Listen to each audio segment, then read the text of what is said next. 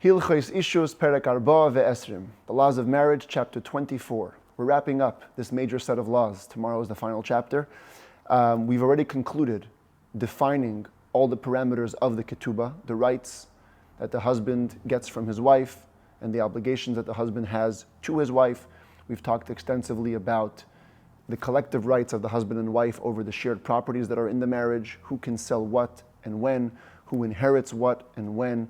Today, the Rambam is focused on women who forfeit the rights to collect their Kesubah, and together with that, the different properties that they've brought into the marriage. Whether it's because of a physical issue, it's revealed that a woman is an ailunit, she's a barren woman, or there was behavioral issues. A woman began to behave in ways that are inappropriate or immodest for a Jewish woman. That could be a cause to forfeit the rights of the Kesubah. Adultery or rape, if that interferes with the marriage. Those are basically the big topics that we're going to be discussing today, and to what level each woman in each individual category forfeits the rights to her Kesubah. Says the Rambam Malacha Aleph, Hanoiseyas. If somebody marries a woman who is barren, and here we're talking about a case where the man goes into it knowingly, he's aware of her condition, and he marries her nevertheless, and he has no children, and no other wife from whom he can do the mitzvah of pru uravu, of having children, being fruitful and multiplying, even though, as we've said earlier in these laws, that in such a case the court will force the man to divorce this wife. In terms of the marriage dissolving, she's like any other woman, and she must be paid out. Her Kesubah money and all the conditions that are contingent on the Kesubah also apply to her. As well as the husband gets the rights from such a woman like he would from any other woman. But if a person marries a woman with no previous knowledge, he's not aware that there's any issue here, and it turns out that she's either a barren woman, unable to have children, or she's one of those women who the relationship is forbidden on penalty of a negative prohibition. He's a Kohen, he didn't know that the woman is a divorcee, and it's revealed that she's a divorcee. Or a man marries a woman who is called a shniya. Shniya means secondary, and it's a reference to all the women that are prohibited to us rabbinically. Bein hikirba, bein lo hikirba, and in this case, it's whether or not he was aware of her condition. So for barren woman and for the negative prohibition, he has to be unaware. For the secondary rabbinic prohibition, it's whether he's aware or not. In all of these cases, ein lo ikar kesubah, v'lo itnai mitnai kesubah. The woman involved in this marriage does not receive the fundamental mainstay payment of the Kesubah, the 200, 100, depending on her virginity. Neither does any of the conditions that usually apply to a woman with a Kesubah apply to her. Avol tesefes yeshlo. The additional amount that a husband promises to his wife, let's remember, in the Kesubah we have the mainstay, the ikar, it's either 200 or 100, in these two cases, different types of Ketubahs, but you always write, v'hoisif la min delay, that the groom commits to adding over and above the main rabbinical obligation, he adds his own money. That additional money, even if it's discovered later that the woman is barren, or she was forbidden to him on prohibition, or secondary prohibition, she gets that, and we'll soon see in a minute why that is. But the ikar, the mainstay of the Kesubah, definitely she doesn't receive. She gets no food support, even after his death. When the court compels the two, and we separate between them, there's a bit of a discussion. The Rambam uses an unusual word here, separate. Some say a divorce is required, some say even a divorce is not required, since the whole marriage is retroactively annulled. It was a mistaken transaction. So the whole thing, you just have to separate between them because no divorce is required. Nevertheless, at any rate, when you do separate, we don't expropriate from the husband the worth of any fruits he may have eaten from his wife's property. It's one of his rights, as per the Kesubah. Here, even though it's revealed that the Kesubah doesn't apply, what he ate already, he ate. But the woman is entitled to no rights. And the commentators explain it's very logical why that is. All of the rights that the sages enacted for the woman are in order to keep the marriage wholesome. These are marriages which the sages would actually want to tear apart. We don't want a man to be married to somebody who is forbidden to be married to. And so, all the conditions relating to the Kesubah are null and void. How come we are dividing within the Kesubah money and we're saying the mainstay of the Kesubah they don't get? Any additional commitments they do get? Says the Rambam, ha'ikar, she'itakanas chachamim kedei shelo kala beinav lo yitzia, the mainstay of the Kesubah, which was enacted by the sages, as I just said before. in order that it shouldn't be light. A husband should hesitate before he divorces. Shouldn't just treat it flippantly. Since he was unaware of her problem, she forfeits that. She doesn't get that right. But the additional money has nothing to do with a woman's status. It's a husband's self-commitment that as long as the wife stays married to him, he will obligate himself to pay that money. She's done her part of the deal. She allowed him to derive pleasure from her. And currently she's ready to continue providing that pleasure for the husband. It's simply that what? It's the Torah intervening here and forbidding this relationship to continue. What can she do? You can't hold her accountable for that. She committed. He committed to her on the basis of that commitment. He is therefore required, he still has to pay out that additional commitment. And it isn't her actions that are causing her to become forbidden to him after the marriage. She was inherently prohibited. The whole marriage never should have started. But on her end, they can't hold her accountable for entering into it in this state of unawareness. And therefore, while the mainstay she forfeits, the addition he must still pay out. Halacha dalid, how come when it came to the barren woman and the negative prohibition woman, over there the forfeiture only happens if the husband was unaware. But when it comes to the shniya, the secondary rabbinically prohibited woman, there's no difference. Whether or not he was aware of her situation, Ela Amru, they said simply as a flat-out blanket statement, Ein la ikar Kesubah b'chol makom, she never gets the payout of the mainstay of the ketubah. Why did they not make a difference? A common thread throughout the Rambam. The sages imposed sometimes extra stringencies on enactments which they created to maintain the stringency with which we approach it.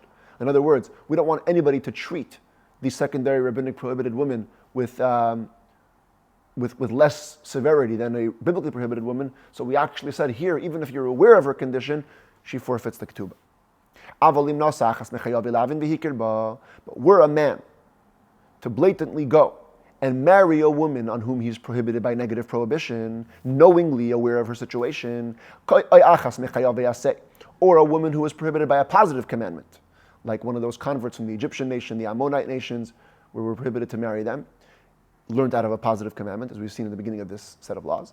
Bein hikirba, bein shalai hikirba, whether or not he was aware of her condition, yesh la kesubah. In these cases, she does actually get the ketubah money. Shechayav elavin shehikirba, because if there's a woman who's biblically prohibited by negative commandment, and he's aware of her, ratza lazim bin nechasav.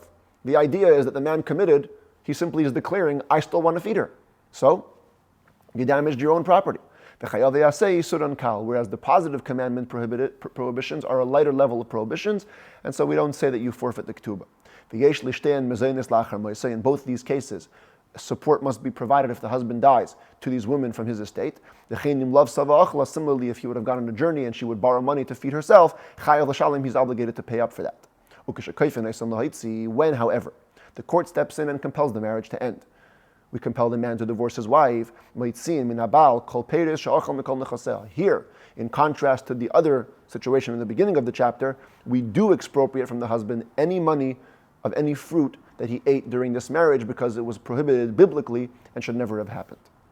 Halacha hey hamim ma'enes, a woman who leaves a marriage out of refusal. This is the case. Mi'un is the concept of a minor girl being married off by her family before she comes of age, just to protect her.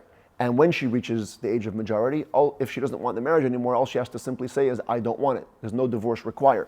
When she does so, however, says the Rambam, ein la kesubah, she doesn't get the payout of the mainstay of the ketubah, vol tesefes geishla, any additional commitments. Again, the husband committed to her on her own standing, and therefore must pay that out. We don't expropriate from the husbands the worth of the fruit that he has eaten from the wife's properties. If for whatever reason she took out a loan in order to feed herself while being under his jurisdiction, and later she refused, ending the marriage, that is not expropriated from the husband. She took the loan on her own volition, and we're not going to have the husband have to cover that later. What about somebody who committed adultery? A woman has an affair under her husband, Ein la Kesubah, she does not get the rights to the mainstay of the Ketubah, and not just that, lo ikar v'lo teisefes v'lo echad mitnoi Kesubah. Not the mainstay, not the additions, not any of the contingent conditions of a Ketubah. Sharei ma'aseha garmula lehe'aser al ba'ila. Contrary to the women who are inherently prohibited, this woman, by dint of her actions, has caused herself to become prohibited to her husband. She is the one to blame. She has forfeited all of her marital rights. Says the Rambam Malachazayin, V'heyach din nashin elu b'nedunya shalahem. What is the law of all of these women that we just mentioned when it comes to their nedunya? Till now we've talked about the ketubah payment, the 200, 100, and the additional commitments. But there's also, as we've learned in the ketubah, written in all properties that a woman brings into the marriage. That's called the nedunya. Nedunya can itself be divided into two categories, what we've called nichsei tzoin barzel, nichsei maloi, guaranteed property, usufruct property. What do we do to these women who are causing their marriage to end either by dint of their actions or because they're inherently prohibited biblically or rabbinically? How do we treat them when it comes to their properties? Kol isha shenedunyasa kayemes. So the governing first principle is any woman who the property is still intact, it's still extant, it hasn't been sold or whatever it is, afilu zinsa netelas shalav v'hileches. Even if the reason she's ending the marriage is because she committed adultery, she can take what's hers and leave. But if not, so then it goes like this. If she was prohibited, a lighter prohibition, either rabbinic or just a positive commandment, whether or not he was aware of her conditions, or she was a barren woman and he was aware, or she was biblically prohibited by negative prohibition and he was aware, in which case he has committed himself regardless. We treat her like any other woman with regards to her property, because in the lower prohibitions either he didn't know, or if he did, he actively transformed his marriage into a regular marriage for that regard. Which means, halacha ches, some texts actually continue halacha zayin here, but this is just delineating what that looks like to be like another woman. Nichsei tzoin barzel chayav b'achrayus. On all the guaranteed property he's obligated to replace. The nichsei meloig, and the usufruct properties, mashen nignavay avad la. If anything was stolen or lost, she suffers the loss. The ein chayav v'shalom, and he is not obligated to pay. Here, according to the other texts, the new halacha begins. If she was a barren woman or biblically prohibited by negative prohibition, and he was unaware, so now, kol masha avad oy nignav oy bala oy shenishchak minichsei tzoin barzel, any element of the guaranteed properties that were lost or stolen or worn out. But they're properties that the husband took the responsibility of at the fixed value. Ein habal chayav l'shalein, the husband need not reimburse. Shari nasna le'reshus li'asanetzle, because she gave him permission to maintain those properties. Since he was unaware of her problem, he doesn't have to replace that. But any of the properties that belong to her, usufruct properties, where the husband can only make use of the proceeds, but the actual property body belongs to the woman. So if anything was lost or stolen from there, chayav l'shalheim, the husband does have to reimburse. Heipech mikol hanashim, which is actually fascinating, the opposite of all other wives. Typically, nichsei tzoin barzel, the husband takes the responsibility, he must replenish that. Nichsei meleg is on the wife, and whatever losses or profits accrue, that's onto her. How come here we treat her the opposite? Since the marriage never really took place fully, we're talking about a barren woman or a biblically prohibited woman, so even though he was unaware, but inherently the marriage wasn't complete, therefore he does not get the rights to the usufruct properties, and therefore he must replace them. Versus the nichsei tzoin barzel, which he accepted and she gave him permission to have, counterintuitively, he gets to keep with no need to reimburse her. Halacha tes, v'hamim ma'enes, a woman who leaves the marriage out of refusal, ein la bloyes klal, gets none of properties that was destroyed. In other words, worn out properties. She doesn't get any replacement for that. A woman who simply goes out of a marriage with refusal, we never expropriate from the husband anything that was lost or stolen from her properties. Usufruct, guaranteed property, doesn't matter. Whatever is ready for her, she can take and leave and be on her way, and that's it. We don't go and expropriate anything else. The marriage is dissolved, and that's it. Halacha yut. Misha zinsa tachas baila. Somebody, a woman, commits adultery under her husband, ein la Kesubah, le ikar v'le tesefes, as we just said. She gets no basic payment of the Ketubah, not the Iker, not the Tosefes, the mainstay or the addition. What about the properties?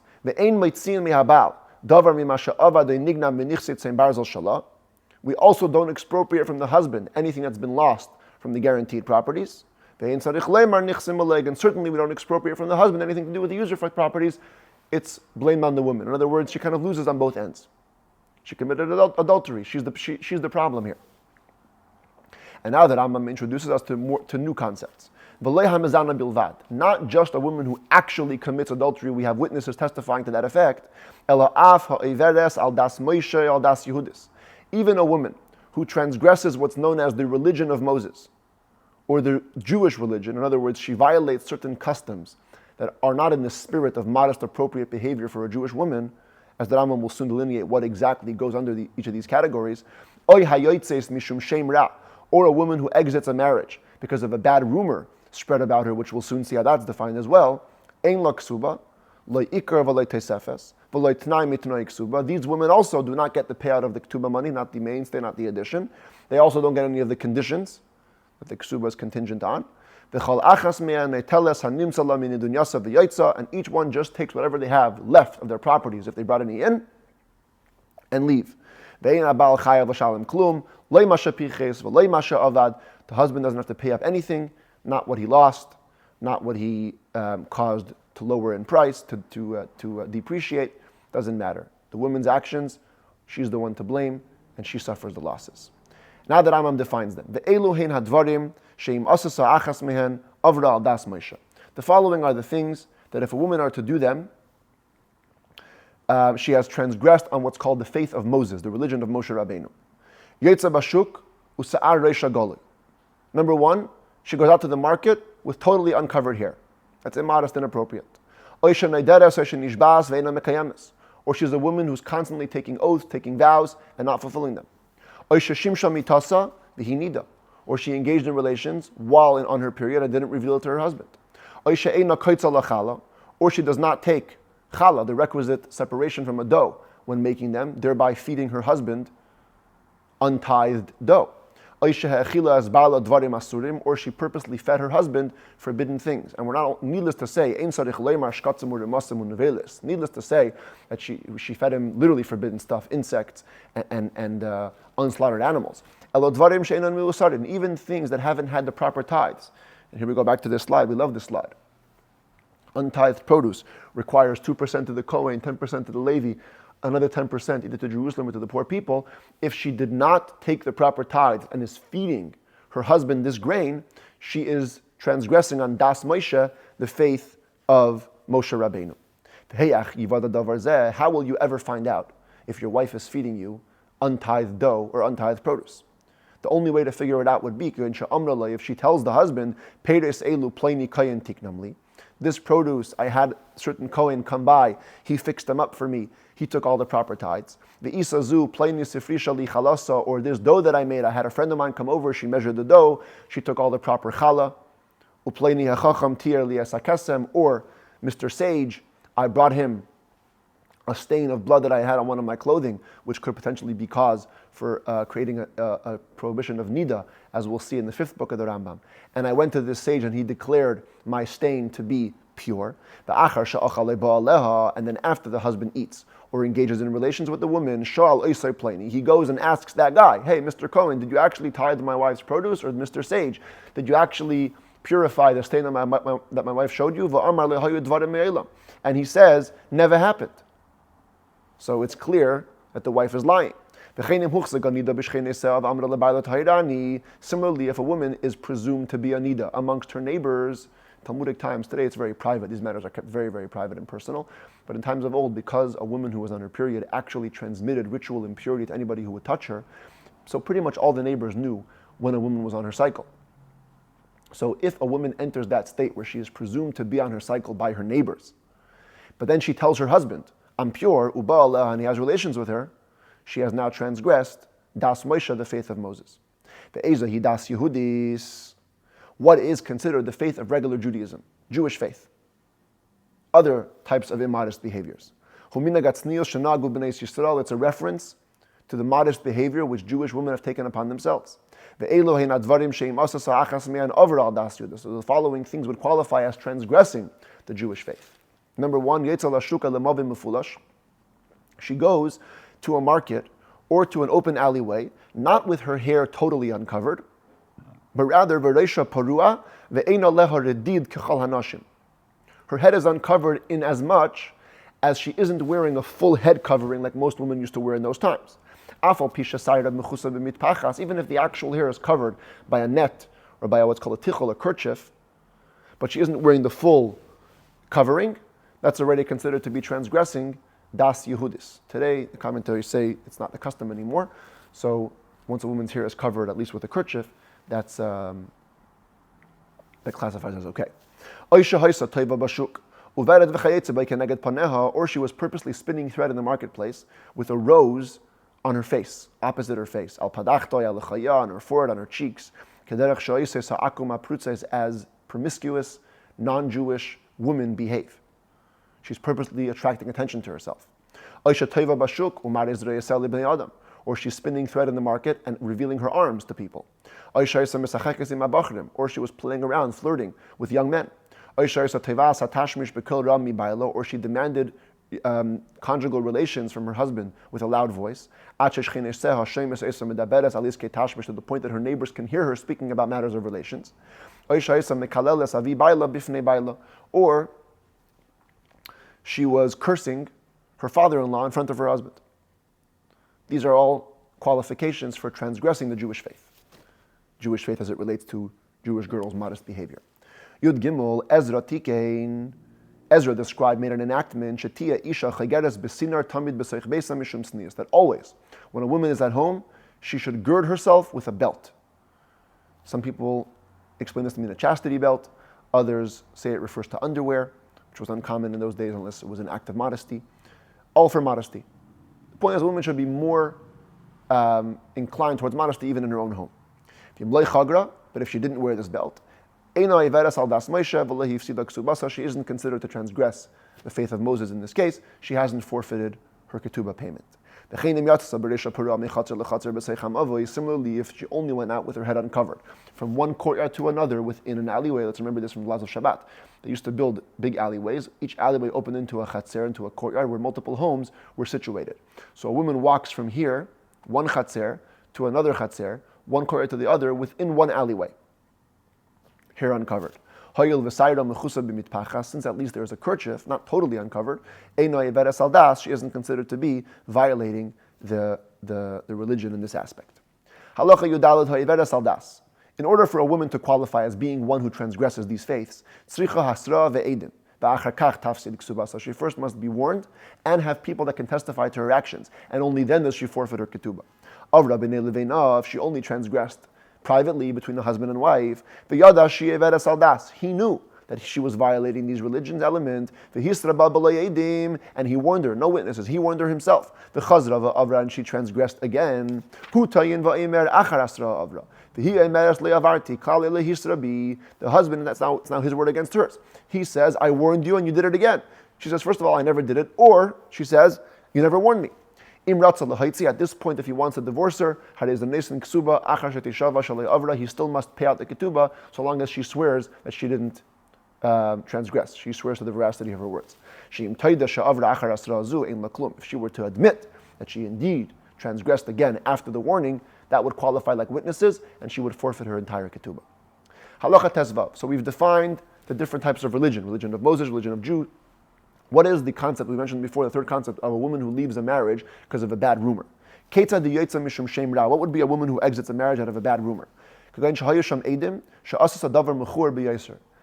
means there would be witnesses who said that she did something very disgusting. Where all arrows are pointing to a transgression having been committed, even if we can't actively have a testimony that there was an actual adultery committed. Ketzah, what would be an example of such things?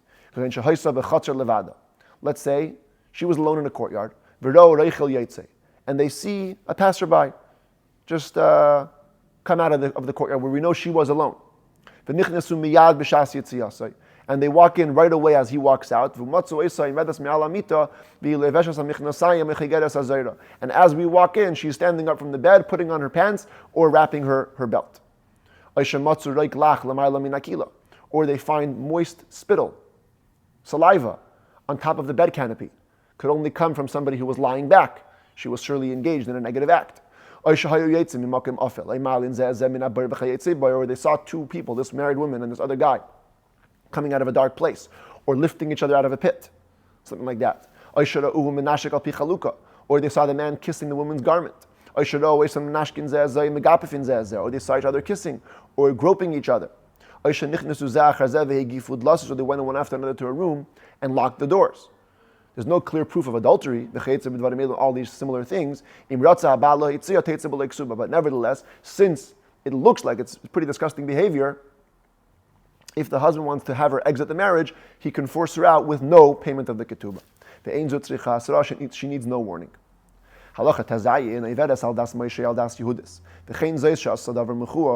In these last three cases, when a woman transgresses the faith of Moses, the faith of the Jewish people, the faith does some disgusting act, we don't force the husband to end the marriage. If he wants, he can maintain her. Doesn't have to divorce her. However, even if he chooses to stay married to her, there is no more ketubah rights. Remember, the same logic as before. The whole ketubah concept was invented by the sages to protect the woman. So it shouldn't be easy for the husband to terminate the marriage. But this marriage we actually want to terminate. The sages were only particular about Jewish girls that are behaving modestly. But these promiscuous women don't have this enactment. Yes, indeed, it should be light. It should be easy for the husband to divorce her. Make it easy. We want this marriage to end. If a man himself sees his wife committing adultery,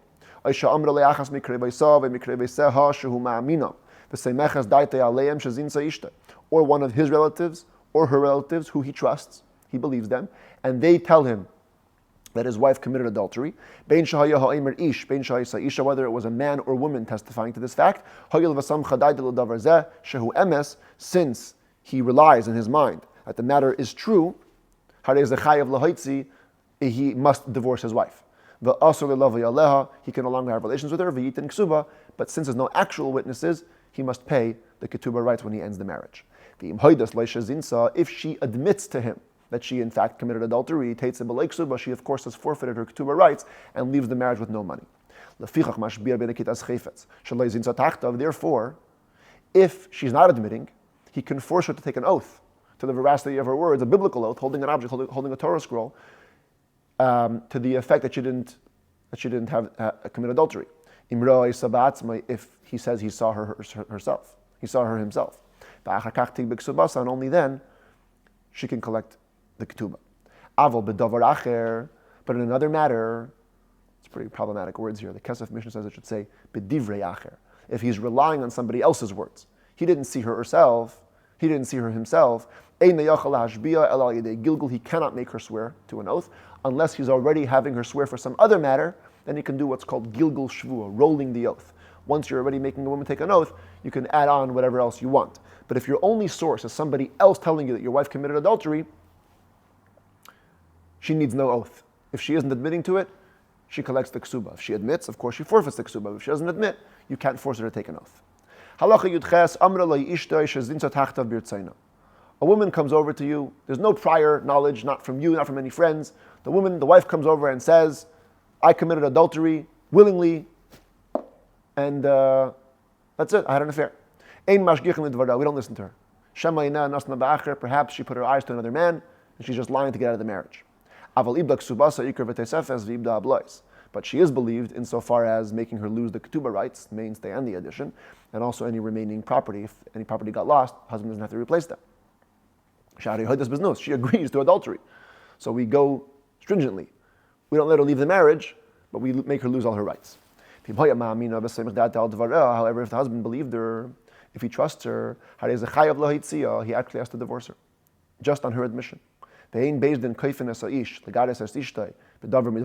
never will the court compel the husband to divorce his wife in any of these cases until two witnesses actually come and testify that they watched this woman consensually agreeing to commit adultery as they watched. And only then will the court compel a man to divorce his wife for this adulterous act. A woman who's with another man under the jurisdiction of her husband, but she's unaware, or she was forced, she was raped. She is allowed to go back to her husband. As it says, the only case where a woman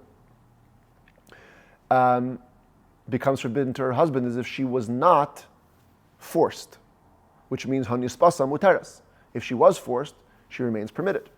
Whether she was raped by a Gentile or by a Jew. As long as the beginning of the relations happened forcefully, and even if in the end of the act she was already consensual, even if she says, leave him alone, if he didn't rape me, I would actually go out and hire him, that's how much I'm enjoying this, she is still allowed. Her evil inclinations has taken her over. But in the beginning it was a rape. If it began as a rape, it's considered halachically to be a rape. Halacha chaf. Nashim shegan voice and listim. Women who were taken captives by robbers are they're considered like regular captives, regular hostages, who are considered to be raped. And remain permitted to their husbands. But if the women were left alone and they went back to the robbers, that is already considered to be consensual. They're agreeing, doing it willingly. And from that moment on, they're adulterous women, forbidden to their husbands. An inadvertent woman and a raped woman forced, it's the same law.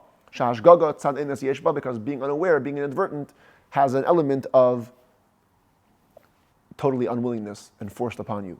Your unawareness is the force. Says the Rambam, when do all the above laws apply? That rape allows you to stay permitted if the husband was a regular Israelite Jew.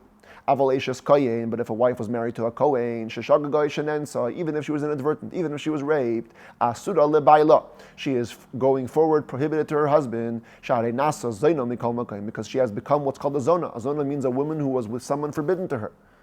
At any rate, she's a zona. A Kohen has a special prohibition precluding him from staying married to a woman who is a zona, as will be explained in the laws of forbidden relationships in the beginning of the 5th book of the Rambam. It's just too bad. It's very tragic.